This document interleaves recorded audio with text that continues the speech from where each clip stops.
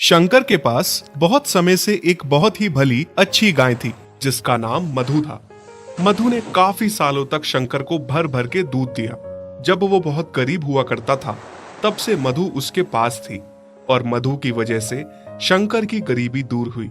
उसका दूध इतना टेस्टी और मीठा दूध था कि सारे गांव वाले उसी के घर से दूध ले जाना पसंद करते थे।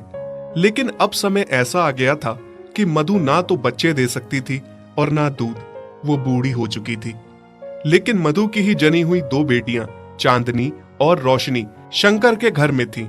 दोनों गायें अब शंकर का घर चला रही थी। अच्छा खासा दूध देती थी दोनों। इस बात से मधु को गर्व भी होता था कि उसकी बेटियां उसकी जगह दूध दे रही हैं। चांदनी, आज तो तुमने बहुत दूध दिया बहन। मुझे लग रहा है तुमने आज ज्यादा ही चारा खा लिया था। हाँ दीदी, आज मैंने कुछ ज्यादा ही खा लिया था। भूख ही इतनी तेज थी आज कि खाते खाते पता ही नहीं चला। मेरी बच्चियों, मुझे इस बात का गर्व है कि मैं मालिक को दूध नहीं दे सकती। अब बूढ़ी हो गई हूँ, पर तुम दोनों मेरा अंश, मेरा नाम रोशन कर रही हो। मालिक को इतना दूध देके उनका घर चला रही हो। मैं तो किसी काम की नहीं रही अब। ऐसा ना कहो माँ, जितना तुमने मालिक के लिए किया है उतना तो हम दोनों भी मिलके नहीं कर सकती। और जो मालिक मेरे लिए कर रहे हैं, हालांकि मालिक को मुझसे कोई फायदा नहीं हो रहा, मुफ्त का पाल रहे हैं मुझे। उनकी जगह कोई दूसरा होता तो मुझे कब का कसाई को बेच चुका होता। पर मालिक मुझे कितना प्यार करते हैं, अब भी मेरी कितनी देखभाल करते हैं। शंकर जितना प्यार चांदनी और रोशनी को करता था उतना ही वो मधु को भी करता था। उसको अपनी पुराने दिन याद थे जब उसकी बहुत खस्ता हालत थी। उसको मधु के किए का बहुत एहसास था। मधु ने उसके बाद चांदनी और रोशनी को जन्म दिया। मधु की दोनों बेटियां अब अपनी माँ का फर्ज निभाती हैं और मालिक को वो भी मधु की तरह खूब सारा दूध देती हैं। शंकर सुबह सुबह दोनों गायों से दूध लेता और अपने ऑटो में दूध डाल के शहर ले जाके बेच देता। विधि, ओ विधि। हाँ जी, कहिए। मैं जा रहा हूँ दूध लेकर शहर। शायद आज मुझे आने में थोड़ी देर हो जाए। तुम ऐसा करना, चारा काट के रख देना, फिर घर आके मैं खुद ही चारा ले आऊंगा। ठीक है। शंकर दूध निकाल के ऑटो में डाल के ले जाता है और विधि चारा काटने चली जाती है। थक गई। चारा तो मैंने काट दिया। अब ऐसा करती हूँ, चारा खुद ही घर ले जाती हूँ। पता नहीं शाम को वो कब आएंगे थके हुए। विधि चारा सर पे उठा के खुद ही घर ले जाने लगी। थोड़ा भारी होने की वजह से चारा एक जगह सर से गिर जाता है। ओहो, ये घास तो सारी गिर गई। अब फिर से समेटनी पड़ेगी। नमस्ते विधि बहन। दूंगा, मैं भी आपके और भाई साहब के बारे में ही सोचकर बोल रहा हूँ, नहीं तो सारी उम्र पालते रहोगे मुफ्त में। ठीक है भाई साहब, मैं उनसे बात करके बताती हूँ। विधि चारा सर पे बांध के घर चली जाती है, पर उस व्यापारी की बात उसे कहीं न कहीं सही लग जाती है। शाम को जब शंकर घर आता है तो विधि उससे मधु को बेचने की बात करती है। विधि, तुम पागल हो गई हो क्या? तुमने ये बात सोची भी कैसे? किसने तुम्हारे दिमाग में ये बात घुसा दी और तुम उसी के कहने पर चल रही हो? उसका क्या है, यहाँ से सस्ते भाव में ले जाएगा, आगे डबल में बेचेगा। ये व्यापारी ऐसे ही होते हैं। तो कौन तुम्हें इसका लाख रुपए देगा? मुफ्त का खिलाने से अच्छा है 7,000 तो आ जाएंगे ना। कैसी बातें कर रही हो तुम? भूल गई, आज हम जो कुछ भी है मधु की वजह से ही है, और चांदनी और रोशनी भी उसी की देन है। ओहो मेरे दयालु पति, तुम भी ना, जैसा मैं कहती हूँ वैसा ही करो। वैसे भी उससे हमें कोई फायदा नहीं हो रहा है। अच्छा, कल को मैं भी किसी वजह से अगर काम ना कर पाऊं, बीमार रहने लगूं, तो तुम मुझे भी घर से निकालने की बात करोगी? बस, मैंने कह दिया, मधु यहीं रहेगी हमेशा मेरे साथ, मेरे घर में। वो इस घर के लिए बहुत शुभ है। ठीक है, अगर ऐसी बात है तो मैं भी देखती हूँ कैसे नहीं जाएगी आपकी बूढ़ी गाय इस घर से। दिन रात विधि अपने पति के साथ जिद करती है मधु को बेचने की। फिर एक दिन शंकर बीवी के आगे मजबूर हो जाता है और उसे बीवी की बात माननी ही पड़ती है। अगले ही दिन विधि उस व्यापारी को घर बुला लेती है। चांदनी, देख तो जरा, ये कौन आया है हमारे घर पे? हाँ दीदी, और इसके हाथ में तो रस्सी भी है। कहीं मालिक ने हम में से किसी को बेचने के लिए व्यापारी तो नहीं बुलाया है? नहीं मेरी बच्चियों, ऐसा ना सोचो। मालिक और मालकिन बहुत अच्छे हैं, उन पे खामखा शक ना करो। मैं उन्हें बरसों से जानती हूँ, वो हम में से किसी को भी बेच नहीं सकते।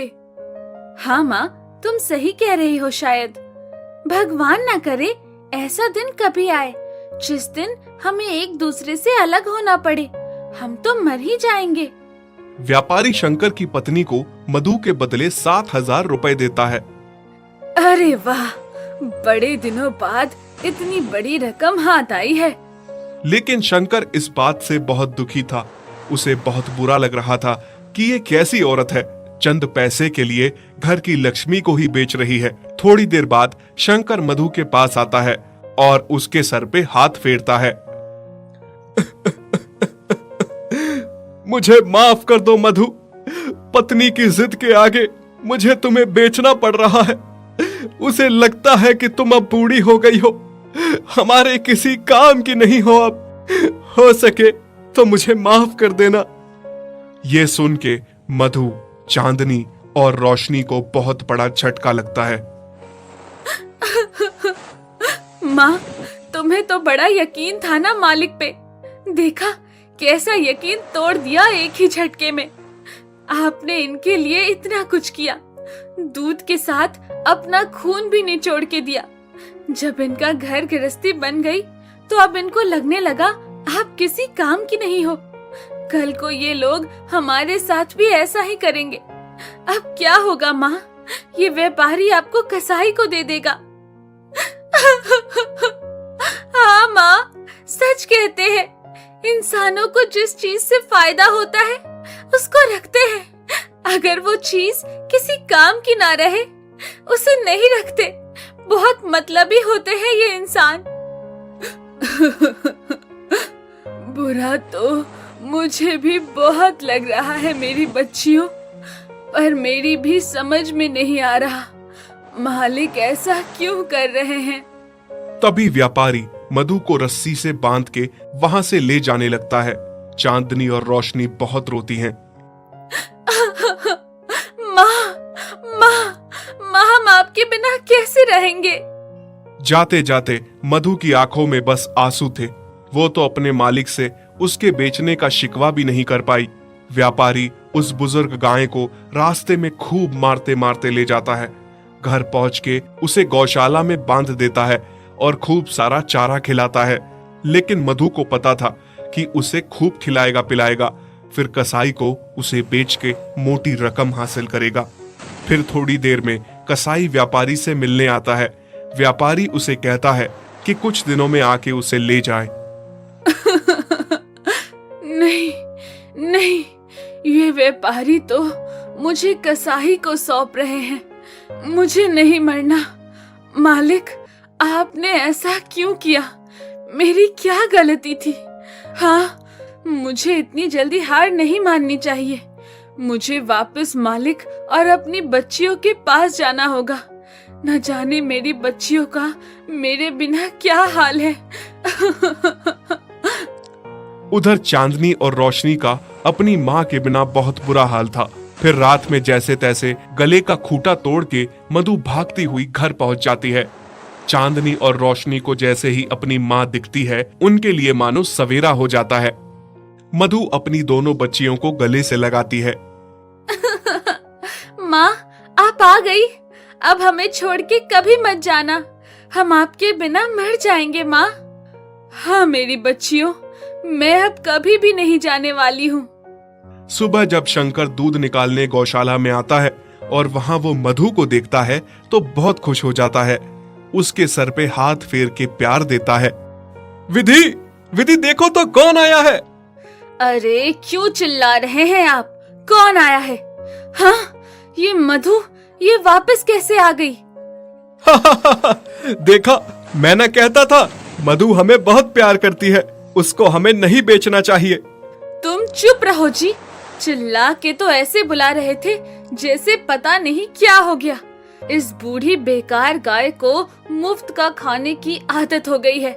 मैं कहती हूँ जल्दी इस व्यापारी को बुलाओ, उससे पैसे लिए हैं, यहाँ आके इसे ले जाए।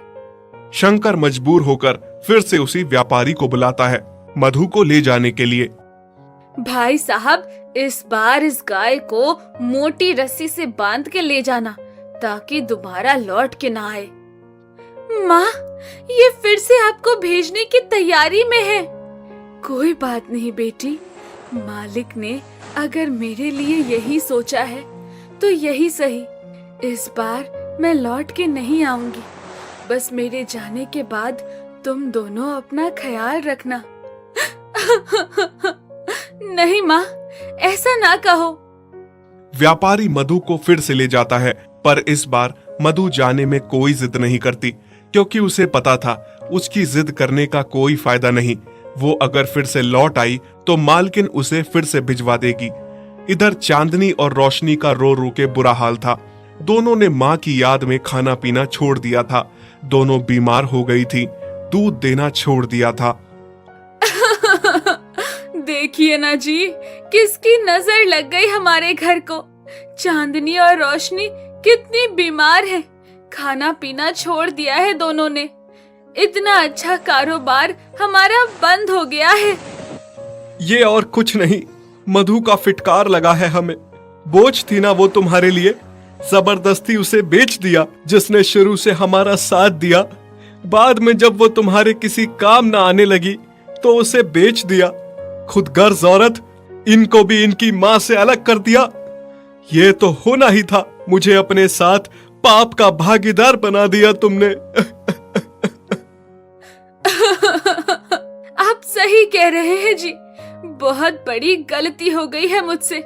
मैं आपके आगे हाथ जोड़ती हूँ।